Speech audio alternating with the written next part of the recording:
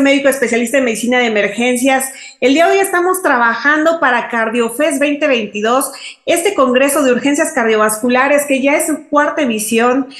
Afortunadamente hemos llegado a muchos países, a muchas personas, hemos ayudado a cambiar el curso de la historia. Recuerden que CardioFest es un congreso que tiene tres especialidades, que es las urgencias neurológicas, urgencias cardiovasculares y urgencias pulmonares. También tenemos un módulo de gestión en donde analizamos puntos importantes sobre liderazgo, sobre educación, sobre gerencia, sobre la perfección de los procesos en los servicios de emergencias que de repente son demasiado caóticos, no tienen orden, pero afortunadamente al final del día logramos sacar la casta y las cosas funcionan porque tienen que funcionar. El día de hoy tengo a una invitada, me siento muy honrada porque nos permita llegar a ella, nos permita conocerla más allá de esa neuróloga vascular tan importante, tan interesante y tan famosa ya en México, porque sí lo tengo que decir, ya es muy famosa. Y ni más ni menos que les estoy hablando de la doctora Vanessa Cano Mijenda. Les voy a contar. Ella hizo medicina interna en la Fundación, en Médica Sur. Ella hizo neurología y neurología vascular en el Instituto Nacional de Neurocirugía, y ahora es la encargada de la clínica vascular del mismo Instituto Nacional de Neurocirugía y ni más ni menos que la acaban de nombrar la secretaria de la AMEVAS, la Asociación Mexicana de Vascular en México. Muy bien, doctora Vanessa Cano, pues es un honor tenerte aquí. ¿Cómo estás? Primero que nada, muy agradecida por la invitación. Sin duda, para mí este foro es algo muy importante, es un acercamiento diferente a lo que estoy acostumbrada, pero agradecida y emocionada. Fíjate que sí, esta va a ser una experiencia diferente, espero que sea una buena experiencia. Y todo esto que lo dije tan rápido, evidentemente en una línea del tiempo, para decirlo es muy fácil, para hacerlo es el doble o 200% más difícil que tener este currículum, siendo tú una mujer tan joven, una mujer tan segura. Y evidentemente me salta a la mente muchas preguntas de cómo y por qué y por dónde llegaste a ser quien eres en este momento, obviamente en perspectiva de que apenas estás empezando, o sea, la historia apenas comienza. Si quieres contarnos, ¿quién es Vanessa Cano? Sé que estudiaste en la Benemérita Autónoma de Puebla, Universidad Benemérita Autónoma de Puebla, y cómo es que llega la medicina de Vanessa Cano, cómo es que decide ser neuróloga, cómo es que llega al Instituto Nacional de Neurocirugía. Pues creo que mucho tiene una influencia familiar, sin duda. Yo soy de Tabasco, yo nací en Cárdenas, Tabasco, y viví allá hasta la preparatoria para la universidad. Me fui a estudiar a Puebla. Tengo familia donde pues mi papá es médico, mi mamá es enfermera, y creo que aunque no nació tal cual de ahí el gusto, porque pues como muchos de nosotros médicos no queremos que nuestros hijos estudien medicina, bueno, mis papás no querían que yo me acercara al área de la salud, pero uno ve, uno escucha todo lo que hacen, lo interesante. Entonces, creo que desde ahí empezó a surgir de una manera como espontánea, ¿no? Eh, Posteriormente me fui a Puebla y creo que ahí es donde empiezan como los retos que uno tiene que ir pasando como familia. Yo siempre les digo a mis papás que hace pues ya muchos años dejar salir de una ciudad de provincia a una pues pequeña de 17 años todavía a vivir sola a otra ciudad en el centro del país es una cosa que requiere fortaleza de los papás. Yo agradezco infinitamente a mis papás que fueron muy valientes en decir, va, esto es lo que tú quieres, entonces adelante, te apoyamos. Creo que ahí empiezan las cosas. El gusto por la medicina entonces surgió de manera espontánea y bueno, acrecentó sin duda durante toda la carrera. Fíjate que yo me imagino que dicen que el ejemplo arrastra. De repente, aunque nosotros, como bien dices, como padres dijéramos, no, son tantos años, es súper matado, el turno es mixto, dejas de comer, haces tantas cosas, las guardias, el internado, el servicio social. Obviamente, cuando te dice uno de tus hijos, quiero, pues se te viene como el feedback, ¿no? Y piensas, Claro, pero evidentemente el hijo que decide hacerlo es porque papá o mamá fue tan contundente ese ejemplo que dijeron, yo de grande quiero ser como él. En esto que dices, de esta voluntad tan férrea de decir, bueno, nos duele el alma, pero te tienes que ir a otra ciudad, digo, no está, sí, no está tan cercano, ¿no? A fin de cuentas, si te vas por vía terrestre, pues sí te llevas tus horas. No es tan fácil Ocho como horas, más o menos. Ujú. así es. Entonces, no es tan fácil como decir, yo me siento mal, mamá, puedes venir y inmediatamente abres la puerta, están tus padres, ¿no? Además, no Ujú. había celulares con la facilidad que hay ahora. Es decir, yo actualmente, pues uno está comunicado 24/7 si es que así uno lo quisiera con el resto del mundo. Pero en ese Videollamada, cosas. momento, Ujú.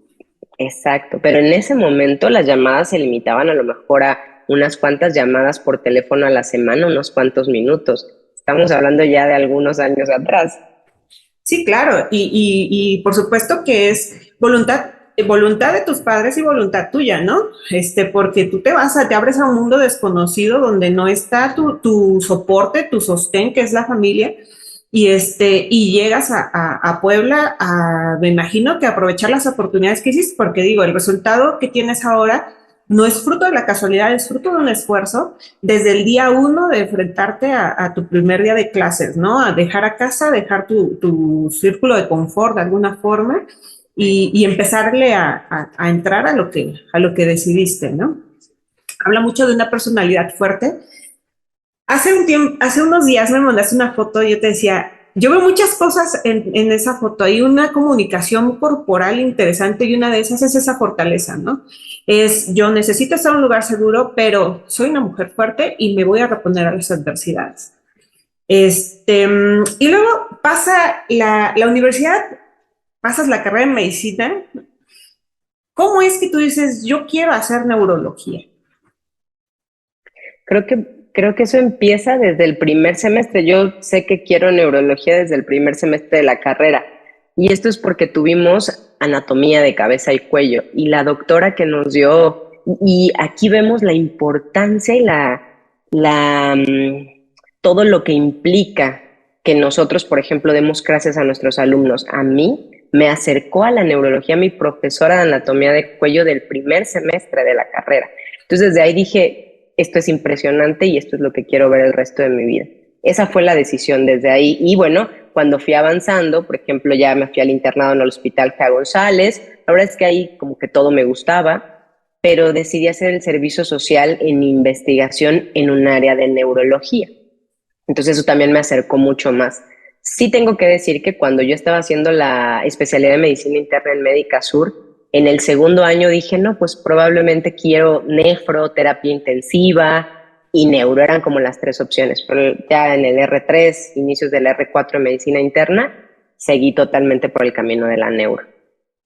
Fíjate que la neurología me parece una rama de la medicina que tiene mucho componente de arte, que tiene mucho componente Sí. de ciencia, por supuesto, de magia, de que vemos cómo los pacientes, por ejemplo, tú lo has visto, eres precursora de cursos de soporte vital avanzado en paciente con stroke.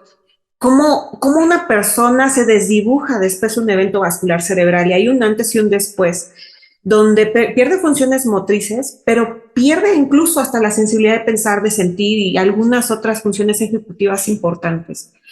Mm, Fíjate que me llama la atención esto, ¿no? O sea, tu pensamiento complejo, buscar la investigación, habla también de características de la personalidad, de un sentido curioso, ¿no? De decir cómo es y cómo funciona. Ya lo vi que es hermoso y es complejo y está padrísimo anatómicamente, lo que ven mis ojos, pero ¿qué pasa más allá de lo que no ven? Entonces, esta capacidad de abstracción, de imaginación, evidentemente de la búsqueda de una verdad, es bastante interesante, lo cual seguramente te hace ser ahora parte del Sistema Nacional de Investigadores a una edad realmente, de verdad, insisto, muy temprana. ¿Mm? Entonces, fíjate que en CardioFest, precisamente cuando empezamos en el 2019, era algo que de repente no teníamos esta zona de confort de tener un referente. No sabíamos qué íbamos a hacer, sabíamos que queríamos un congreso y durante la marcha nos llamó mucho la atención la parte humana, la parte más allá de la ciencia, porque la ciencia nos interesa, pero también somos médicos de personas. Claro. Somos médicos de personas que debemos de escuchar, de sentir. y empezamos a involucrar una parte artística en donde se hizo a final de cuentas uno de los pilares de CardioFest, esta parte del intercambio cultural que desde el año 2020, que fue en la pandemia, logramos hacer con otros países. Te quiero contar que en el 2020 pues llega la pandemia que ya todos nos dio de muchas formas. A mí Sí. trabajo, incertidumbre, miedo por nuestra familia, miedo por regresar a casa incluso, ¿no? Dos, tres, ¿cuántas veces se bañaba uno al día, no? O sea, ya. Sí, no, tremendo. Sí, sí, terrible. Y entonces vemos nosotros en la oportunidad de tener un congreso que en un inicio el primero fue presencial y era muy regional aquí en el estado de Hidalgo. Y en el 2020 dijimos, no podemos, o sea, si ya dimos un paso, no podemos regresarnos. O sea, lo hacemos virtual, ¿cómo? No sé. O sea, no lo habíamos hecho. No teníamos tanto dinero como para hacer un congreso bien estructurado. De repente, obviamente, la industria farmacéutica no te conoce y pues no te ve tanto, ¿no? Claro. Y afortunadamente llegan ponentes internacionales de Latinoamérica y se empieza esa apertura. De tal forma que este año nutrirnos no solo de médicos urgenciólogos, sino de demostrar que el trabajo en equipo multidisciplinario mejora la calidad de vida de los pacientes, les da oportunidades, tener en cuenta que estas enfermedades tiempo dependientes, como bien lo dice, dependen precisamente de un diagnóstico oportuno, pero sobre todo de un equipo multidisciplinario, donde yo te paso la batuta y llega Vanessa Cano en la clínica vascular y si no sale con trombolisis, sale con trombectomía o le damos más opciones al paciente, pero sale. Claro. En este proyecto, en este estilo de vida que tienes, platicábamos ahorita, todo lo que haces a favor de la investigación vascular, neurológica, la producción de trabajos, de investigación, de proyectos que se llevan a congresos, ¿cómo es que empiezas a ver tu modelo educativo que puedas transmitir, que puedas ser pionera de la ASLS, por ejemplo, acá en México? Que como de repente se sienta Vanessa Cano y dice, yo quiero enseñar lo que hago, pero tengo que darle una estructura de tal forma que todos unifiquemos. ¿Cómo es que llegas a esa necesidad? Creo que esta necesidad surge de ver lo que sucede en los servicios de urgencias, de atención primaria, donde como perfectamente comentas, pues muy seguramente o en muchos lugares no hay una estructura que permita el soporte de un paciente. Entonces, como que la idea es, si nosotros tenemos el conocimiento de lo que se debe hacer para que al paciente le vaya mejor, lo que tenemos que hacer entonces es difundir ese conocimiento. Pero claro, tiene que ser de una manera estructurada y hacerlo solo, o en este caso sola, es poco viable. Entonces, creo que mi mayor fortaleza es que tengo un gran equipo junto a mí, además de grandes mentores. Sin duda, alguien muy importante dentro de mi parte académica ha sido el doctor Antonio Arauz, que actualmente es el director general del Instituto Nacional de Neuro, y es quien ha impulsado mucho de toda esta necesidad de difusión, de investigación, en mí, ¿no? Entonces, tengo un buen mentor y tengo un gran equipo que me ayuda con las ideas, pero no solo ideas mías. Algo relevante es que uno, aunque es quien coordina las decisiones, tome en cuenta las ideas de todo el grupo y entonces eso enriquece en gran medida el resultado de algo que se hace. Fíjate que ahorita mencionas el doctor Arauz como tu mentor. Precisamente la doctora que te enseñó anatomía de cabeza y cuello, qué importante es para nosotros como médicos que tenemos de repente la oportunidad de ser portavoces de programa que tú quieras. En este caso vamos a hablar de cerebro, pero hay códigos, código infarto, hay otros códigos, hay toxicología, hay muchas formas. Pero qué Claro. importante es señalar este proceso educativo que es, por supuesto, que desarrollas a través de un equipo que es multidisciplinario, que te da ideas, que como quiera hacen una lluvia de ideas y llegan a alguna conclusión. Eh, ¿Quién consideras tú, aparte de estos dos médicos importantísimos que mencionas, que hayan sido también así, como esa esos médicos trascendentales dentro de tu formación que de repente, si bien tú tenías esta duda de hacer neuro, de hacer terapia intensiva, de buscar esa parte de la adrenalina, pero ¿cómo es que tú dices, esto es, o este concepto de vida o esta situación que me pasó, y yo voy a ser neuróloga del instituto, ni más ni menos del instituto, ¿no? Son terceros niveles que tienen altos estándares educativos, incluso de selección de aspirantes. ¿Cómo es que decides luchar por el instituto y llegar, y obviamente, pues, evidentemente llegar a ser coordinadora en una clínica? Sí, pues aquí hay una anécdota un poco, pues en su momento no tan grata, pero que en retrospectiva lo es, y esto es en función de la siguiente persona que me ha impulsado mucho, y es el doctor Carlos Cantú Brito, que es quien está a cargo de la clínica de neurología del Instituto Nacional de Nutrición. Cuando yo decidí hacer el servicio social en investigación, uno tiene que hacer un trámite bastante engorroso para lograr tener una plaza de investigación. Yo había aplicado para una plaza en neurología, pero en neurofisiología del Instituto Nacional de Nutrición. Llego a la entrevista con todos los papeles listos y todo, y entonces la persona que está ahí conmigo, la doctora, me dice es que hay un problema administrativo y no podemos seguir con el proceso. Entonces, híjole, eso sí fue algo muy, muy fuerte para mí porque, bueno, yo ya me veía explorando esta otra parte que si bien como médico interno no la conoces mucho, bueno, ya me acerqué un poco a la parte clínica y lo quería complementar con la investigación. Entonces, dio la casualidad en ese momento, pues la verdad fue una noticia nada grata, pero me dieron la oportunidad de buscar otro tutor. Entonces me acerqué nuevamente al Instituto Nacional de Nutrición y el doctor Carlos Cantú, igual por azares del destino en ese momento, siendo pues ya una persona muy importante, no tenía pasante de servicio social y me ayudó muchísimo a terminar todos los trámites. Entonces, por eso entré a vascular de neurología, es decir, por eso hice el servicio social en protocolos de investigación de enfermedad vascular cerebral en neurología. Si no, los hubiera hecho en neurofisiología y tal vez no estaríamos platicando de todo esto ahora. Fíjate, qué Entonces, interesante.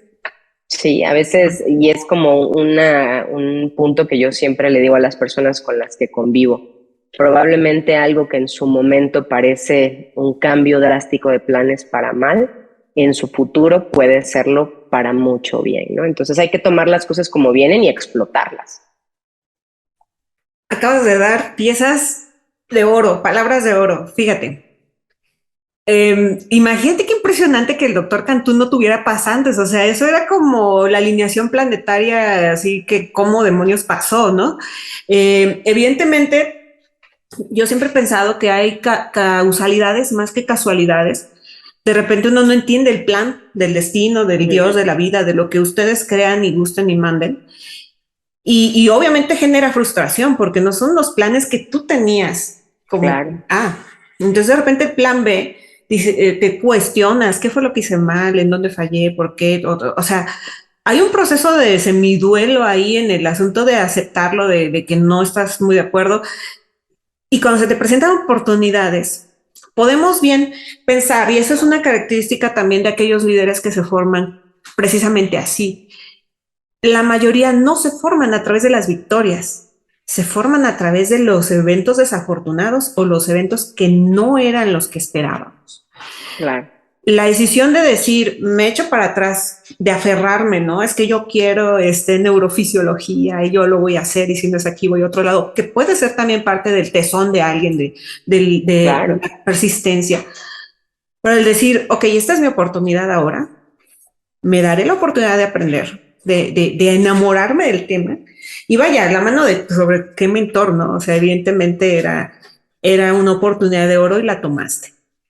Sí, claro, no, totalmente. Y bueno, estos son por mencionar algunos, pero sin duda alguien también muy importante en la parte académica es el doctor Calleja, que es el actual presidente de la Sociedad Mexicana de Enfermedad Vascular Cerebral, la MEVAS, y bueno, a partir del cual pues estoy empezando estas actividades como secretaria de esta misma asociación, ¿no? Y bueno, podría decir muchos nombres, la verdad es que no quisiera omitir ninguno, creo que todos ponen un granito de arena para que uno haga lo que le gusta hacer y lo haga de la mejor manera.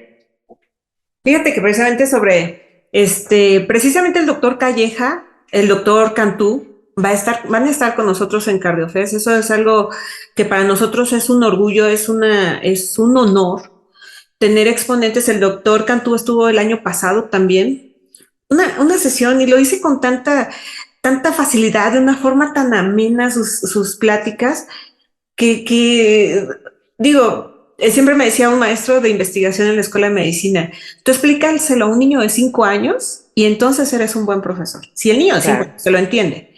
Entonces te lo dicen de una forma tan sencilla, tan digerida, no sé, hablan de temas de la epidemiología, de los números, de los resultados, que te quedas asombrado. Entonces, precisamente tus mentores estarán con nosotros también. Y cada vez este equipo se nutre más. Y te voy a contar otra cosa de CardioFest. El tercer pilar, aparte de la actividad académica y la actividad cultural, en CardioFest nos dimos cuenta que nosotros como médicos de emergencia recibimos muchos pacientes muertos, pacientes que fallecen en la vía pública, en sus casas, y que no tienen oportunidad de nada, y que nos acostumbramos a decir, es que ya le tocaba, era una enfermedad natural, es que estaba muy grande, es que ya era diabético. Y entonces de repente nos acostumbramos a los números, nos acostumbramos tuvimos 20 defunciones y no le damos ni rostro, ni patología, ni una solución. Ujú. Y estando en CardioFest, dijimos, bueno, ¿qué podemos hacer como un tercer pilar? Pues fue precisamente del desarrollo de proyectos sociales. Y dentro del desarrollo de proyectos sociales, pues nos llamó la atención, evidentemente, la muerte súbita, secundaria enfermedad cardiovascular. Y el año pasado, gracias a la iniciativa de la Universidad Intercultural del Estado de Hidalgo, que te quiero contar, que está en un lugar muy padre que se llama la Sierra Otomí-Tepehua, como a 2 horas y media de Pachuca. El pueblo se llama Tenango de Doria. Tenango Ujú. significa ciudad entre muros. Así son literal, son acantilados y el pueblo está al fondo. Tuvimos a bien a tener la participación, el apoyo de la universidad y desarrollar el primer espacio cardioseguro, Ujú. dotarlos de un desfibrilador automático, pero el asunto más allá de darles un desfibrilador, y por lo que nosotros vimos, obviamente es un rollo, porque hay que dar el desfibrilador, hay que capacitar a todo el personal posible, hay que hacer instructores voluntarios, hay que ir a Tenango todas las veces necesarias. Y yo me cargaba a mis hijos y me cargaba a mi esposo y nos íbamos allá a dar RCP, a enseñarles.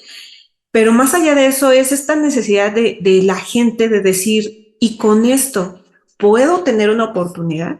Sí. Ahí es una comunidad indígena, es un pueblo mágico con una comunidad indígena que tiene una diversidad lingüística bien interesante, porque tiene 4 lenguas maternas, Mm. 3 lenguajes y un dialecto, que es el náhuatl, el tepehua, el ñañú, que es el otomí, y Ujú. una variante del ñañú que se llama ñujú. Y era tanta su interés de participar en un programa social que de alguna forma pudiera educar a las personas en las comunidades lejanas, y que si existía una oportunidad de, si alguien tenía una arritmia, una parada cardíaca o algo, tener una oportunidad de llegar al pueblo o a la ciudad más cercana, que es Tulancingo, y nos ayudaron a hacer la técnica de RCP solo con las manos en lenguas indígenas. Ujú. Y nos dimos Wow. cuenta que enseñar y transmitir la medicina, no de forma invasiva, sino más bien con todo el respeto a la diversidad cultural y a los pueblos indígenas, no era solo una necesidad del pueblo, sino de nosotros como comunicadores, para transmitir el conocimiento. Y fíjate que se me ocurre que bien podemos hacer un programa de prevención del código cerebro, o del infarto cerebral, o de la atención del infarto cerebral en alguna de estas lenguas maternas, ¿no? Por Pudiera ser. supuesto. Sí, sí, es una gran, gran idea, sin duda. Y entonces, precisamente gracias al apoyo del doctor Cantú, del doctor Callejas, en este año con el apoyo tuyo, esperamos que se pueda formar otro espacio cardioseguro en alguna otra comunidad de difícil acceso, donde de alguna forma sí quisiéramos mejorar la calidad de vida. Y nosotros encantados de poner ese granito de arena para esas iniciativas. Muchísimas gracias. Bueno, fíjate que ahorita comentabas de la MEVASC. La MEVASC empieza, si me equivoco, por favor, corrígeme, en el 2001, más o menos, la MEVASC. Y obviamente, siendo una asociación mexicana que se encarga de enfermedad vascular cerebral, pues de repente se enfrentan al que no hay datos, ¿no? No hay datos epidemiológicos. Claro. Tú te basas en otras poblaciones que de repente, evidentemente, genéticamente son diferentes y empiezan a hacer estudios y empiezan a observar, ¿no? O sea, el contexto es que la MEVASC tiene una trayectoria larga, muy productiva académicamente, muy productiva en la mejora y en promover estrategias para disminuir la muerte, la morbilidad por enfermedad vascular cerebral en México, pero de la cual a ti te acaban de dar la oportunidad de ser secretaria. Te comentaba antes de empezar esta grabación, de repente habemos más mujeres estudiando medicina, pero somos menos en cargos directivos, menos en puestos de gestión. No pareciera justo, pero a final de cuentas es lo que hay, pero hay que transformar. ¿Cómo es que llegas tú a este puesto tan importante dentro de la MEVASC? Creo que se resume en una palabra y es constancia. Constancia en lo que a uno le apasiona. Creo que todos debemos, como médicos, no médicos, buscar qué nos apasiona y entonces poner todos nuestros esfuerzos en eso, pero siempre dirigido a que esa pasión en lo que hacemos retribuya lo más importante para lo que estudiamos todos estos años, y son los pacientes. Y realmente no hay como una fórmula mágica. Es constancia, es pasión, es dirección, organización y nada más. Alguna médico urgenciólogo que ya tiene muchos años dentro de la medicina de emergencias me decía, es administrar tu tiempo, Gaby. Es hacerlo todo, pero en medida de que todo te funcione. Y lo que no te funciona, sí, en un momento dado tener el valor de decir, esto no. Sé que estuviste en el servicio de urgencias de un hospital en Lindavista y de alguna forma, por supuesto que viste la necesidad, ¿no? De decir, vaya, o sea, llegan muchos pacientes, algunos en ventana, algunos ya no. Esto me imagino que te marca de alguna forma para también promover a través de un tercer nivel estrategias que puedan garantizar la mejoría de los pacientes de forma oportuna y tener menos repercusión clínica, que hay beneficio en todos los niveles. Beneficio familiar, social, económico, no solo para el paciente, incluso para las instituciones. Y ese trabajo que tienes tú de demostrarlo de forma contundente con estudios clínicos, con resultados, pero también con esta parte humana que te caracteriza, de no quitar el dedo del renglón, pues te lleva a ser instructora del soporte avanzado para el stroke, de fomentar iniciativas dentro del Código Cerebro, de ser un pilar importantísimo dentro de estas iniciativas y sobre todo de salir del área de confort de un tercer nivel, que de repente a veces pensamos que en los terceros niveles llega aquel paciente garbanzo de libra que se sacó la lotería y llegó al tercer nivel. O sea, tú sales del tercer nivel, sales de un instituto de neuro que es muy famoso, reconocido a nivel internacional, y decides hacer medicina para las multitudes, para aquel paciente que no va a ser ese garbanzo de libra que va a tener esa oportunidad de llegar, sino que va a llegar, si bien le va, a un hospital de segundo nivel. Y entonces eres una persona que ha trabajado mucho en este asunto de la trombolisis, de difundir cómo hacerlo, por qué, en qué momento, de alguna forma así cambiar estos tiempos de ventana, si es que es posible, si la puedes extender. ¿Cómo es tu visión ahora a través del tiempo, los resultados que evidentemente te decía hace un rato? Este es apenas el principio. O sea, no sé, qué tipo de monstruo te convertirás en unos años, pero evidentemente el que eres ahora es muy eres muy resolutiva y tienes muy buenas cartas. ¿Cómo es que tú ves que pueda suceder o cómo podemos mejorar nosotros como médicos de emergencias, médicos que estamos en los segundos niveles, para de alguna forma, por supuesto, transformarnos nosotros primero, transformar servicios y transformar vidas a final de cuentas? Creo que mucho de lo que comentaste precisamente es como la visión de nosotros en un tercer nivel o en la clínica vascular del Instituto de Neuro. Es decir, claro, nos van a llegar una proporción de pacientes muy pequeña y aunque por supuesto luchamos cada día por mejorar el servicio que se da ahí, aprovecho para mencionar que hace unas semanas recibimos la certificación, que habíamos estado muchos años luchando por eso, la certificación de la World Stroke Organization como un centro avanzado de atención del ictus. Es un reconocimiento internacional. Pero bueno, ese no es solo nuestra visión. Los hospitales generales de segundo nivel son sin duda nuestro siguiente punto en nuestra mira. Nosotros todo lo que hacemos lo hacemos por los pacientes del instituto, pero también por los pacientes de los otros hospitales. Por eso es que la capacitación de los médicos para nosotros es de suma importancia. Y algo que me he dado cuenta es que, ¿qué necesitan los médicos de otros hospitales para hacer las cosas mejor? Necesitan motivación y conocimiento de saber que lo que están haciendo va a generar un resultado. Y eso es lo que nosotros hacemos. Las iniciativas del Advanced Stroke Life Support, de la ASLS que hacemos, las pláticas que damos en cualquier foro al que nos inviten, van dirigidos a eso, a motivar a los médicos que están ahí al frente de los servicios de urgencias y darles las herramientas necesarias para tomar las decisiones oportunas. ¿Qué es lo que veo que va a suceder? Veo que nosotros vamos a seguir plantando este ímpetu, este gusto, esta semilla en el resto de muchos otros médicos que a su vez van a distribuir todo este conocimiento a sus colegas, a sus residentes de menos grados, a sus internos, a sus estudiantes, etcétera. Entonces va a llegar en algún punto en el cual el infarto cerebral sea visto no como el fin de un momento, sino como el inicio en el cual el paciente va a empezar un camino diferente hacia una mejoría. Fíjate que esto que dices, la motivación. Equipo motivado es un equipo que va a resolver problemas, que va a tener carencias, que va a tener conflictos, que de repente la parte administrativa se verá resistente, pero un equipo motivado busca oportunidades y da soluciones. Claro. Qué importante es esto y esta parte también de enseñarles, ¿no? ¿Cuál es el resultado final de un paciente? A veces cuando aprendemos esta parte de ser mejores médicos, nos toca aprenderla cuando te pasa algo, cuando tú eres el paciente o alguien querido es el paciente.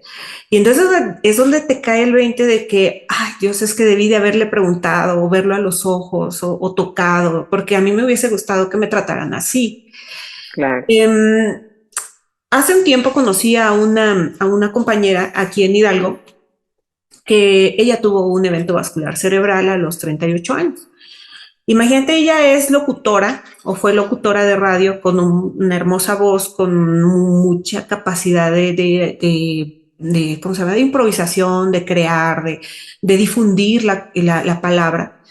Le da un evento vascular y llega a un hospital, pero no estaban familiarizados con la trombolisis. Un hospital privado, ¿eh? Y no, obviamente al no estar familiarizados, el médico no está capacitado, no sabe qué hacer. Obviamente crees, si trombolizaron un infarto del miocardio, de repente dices, ¿estaré en lo correcto? Obviamente sí, claro. Un infarto cerebral dices, es que no estoy tan seguro. La situación es que no se tromboliza. Ella tiene un daño neurológico permanente, ella ya tiene una discapacidad.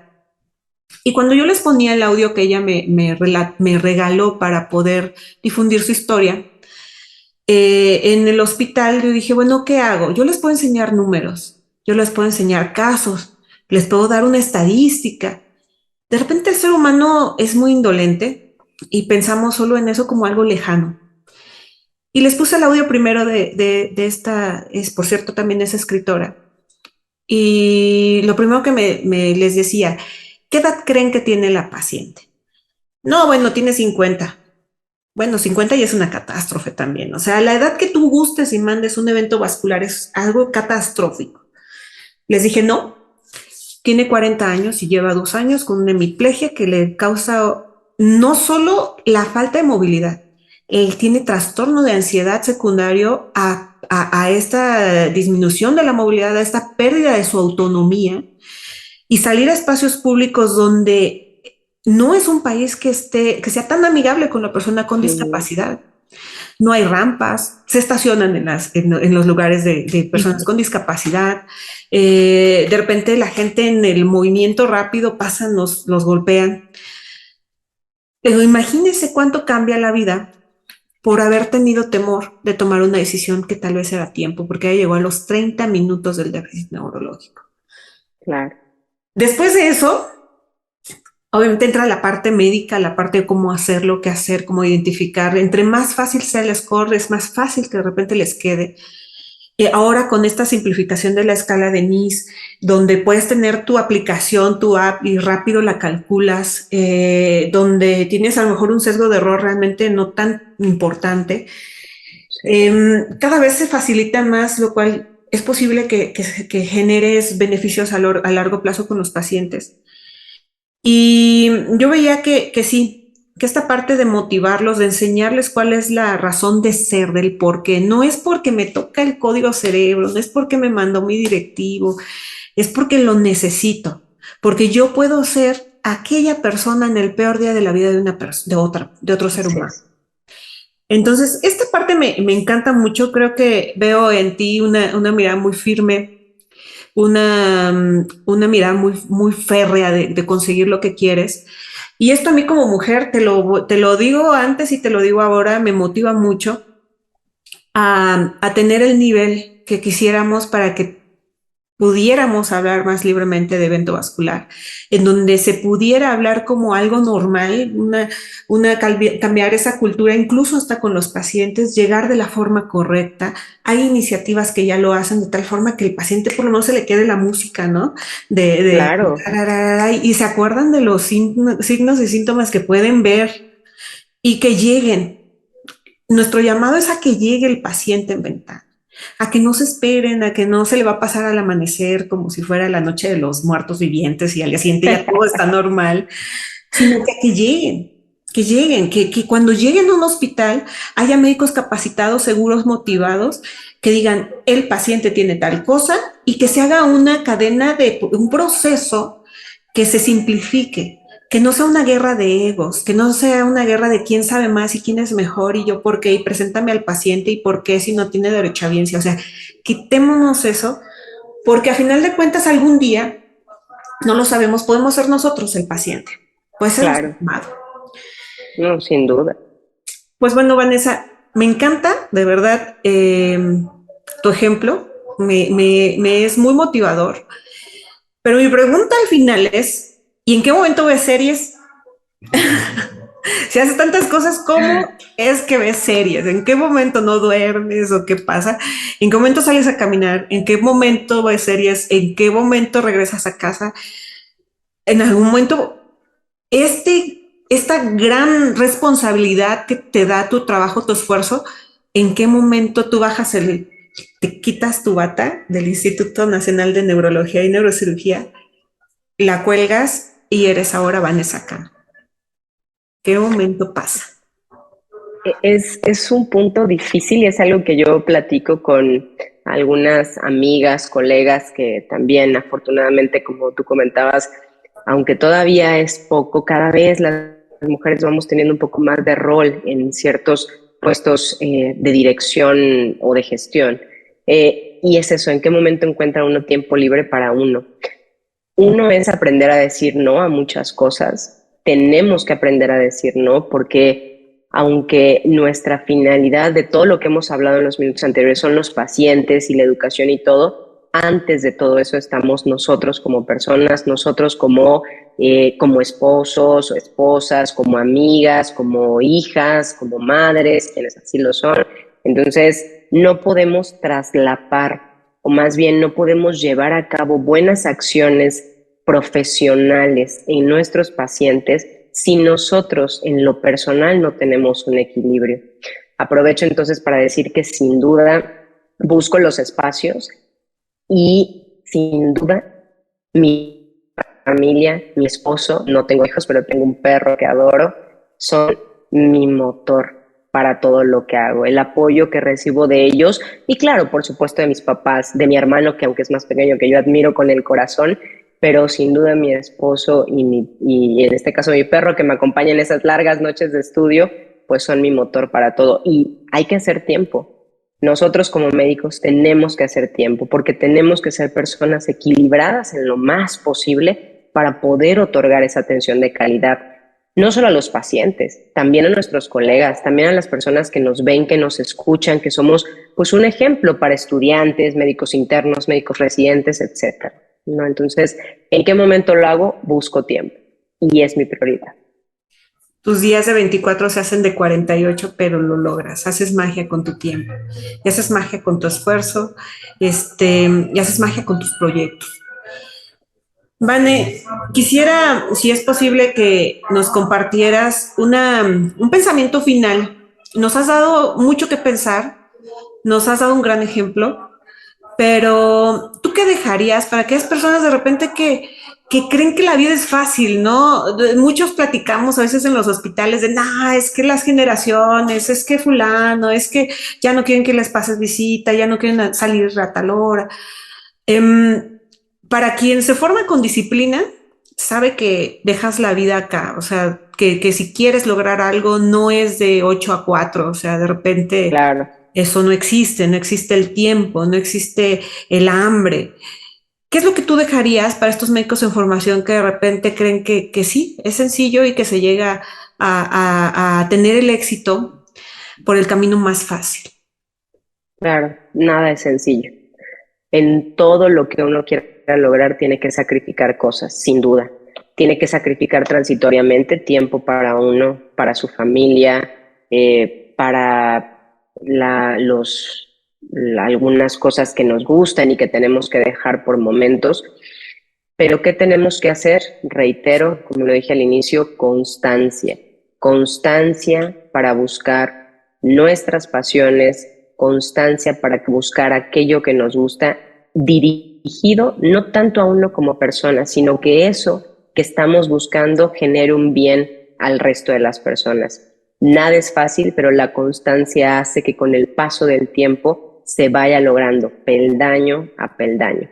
Y además, actualmente tenemos mucha más apertura con estas situaciones de la persona. Vemos muchos suicidios aún en médicos, en personal de salud, y eso es precisamente porque se antepone toda esta parte académica, laboral sobre uno como persona. Y hay momentos que así tiene que ser, pero en general uno tiene que buscar ser lo más equilibrado posible. La persona, uno como persona es lo más importante para entonces ser el mejor médico posible que podamos. Excelente reflexión. La constancia, formar hábitos que te hagan personas exitosas. Quitemos la procrastinación. Mañana lo hago, bueno, tal vez, etc. Que nos Muy difícil. de repente son vicios, pues dices, quitémoslo, de repente el hábito de ser constante incluye esto, ¿no? Estoy cansado, pero lo voy a hacer. Buscar las pasiones que dices, porque el momento que tú tienes una pasión, es como cuando estamos enamorados de alguien, no te da ni sueño, ni la posguardia te pega, tú te paras y vas y lo ves y te vas al cine.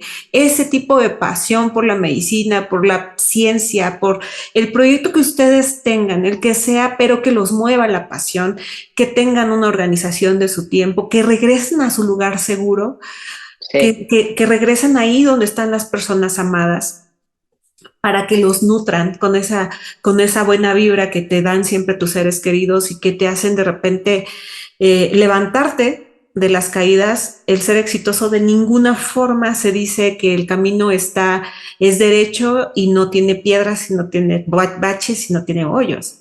El camino de la persona exitosa está llena de todo, de días de reconocimiento como días de fracaso. Y en los días de fracaso hay que levantarse. Y yo sé que lo has hecho y lo has hecho de una forma en la que el resultado habla por sí solo. Esto que mencionas de aquellos médicos que de repente sí nos entregan tanto a esta pasión, pero que descuidan esta parte humana, esta parte de regresar a ser quienes son en el fondo, es muy importante y cada vez en esta pandemia nos enseñó que la enfermedad mental, incluso estrés, incluso síndrome de burnout, incluso depresión, ansiedad, tienen nombre, tienen cara y es muy frecuente en especialidades o profesiones que tienen un gran sentido de estrés, que tienen toda esta responsabilidad encima que, como bien dices, por no decir que no, nos llenamos de tareas y llega un momento en el que es invivible la vida. y entonces se toman decisiones incorrectas. Creo que lo que podemos ganar de la pandemia es que podemos normalizar de alguna forma la situación de pedir ayuda, de decir, Claro. estoy sobresaturado de trabajo y necesito yo como parte de un ser humano tener este escape mental para poder sanar mi mente, mi alma y entonces volver a ser productivo al día siguiente. Pues yo te agradezco muchísimo, Vanessa. Yo creo que eres una joya, te lo digo sin afán de ser aduladora, porque la vida en México es compleja para el médico, es compleja crecer como mujer, no es imposible y de ninguna forma ni nos hace ni más ni menos. El éxito no tiene género, la Así inteligencia es. no depende de un género, depende de esta disciplina. Vane, tú nos vas a hablar no nada más, no, porque no vamos a hablar solo de stroke, vamos a hablar de hemorragias cerebrales que también son devastadoras, son menos frecuentes, pero son terriblemente devastadoras. Y pues solo me queda invitar a todas las personas que nos están viendo a CardioFest 2022, en donde vamos a tener estos exponentes de esta talla, humanos, profesionales, intensos, y sobre todo apasionados de lo que hacen y que quieren llevar este conocimiento a cada uno de ustedes que están en esos servicios de emergencias donde de repente no hay ni pies ni cabeza, pero lo único que se necesita es conocimiento y como bien dice nuestra amiga Vanessa Cano, esta pasión y esta disposición de estar motivados para hacer las cosas mejor. Pues te agradezco muchísimo, Vanessa Cano, eres un ser extraordinario. Me queda más que esperar que nos veamos muy pronto durante las emisiones de CardioFest, invitarlos a todos y evidentemente seguir contando con tu participación en futuras emisiones. Yo inmensamente agradecida por el espacio, la oportunidad y la invitación y bueno, pues nos vemos en CardioFest. Muchísimas gracias. Saludos a todos y que descansen. Cuídense.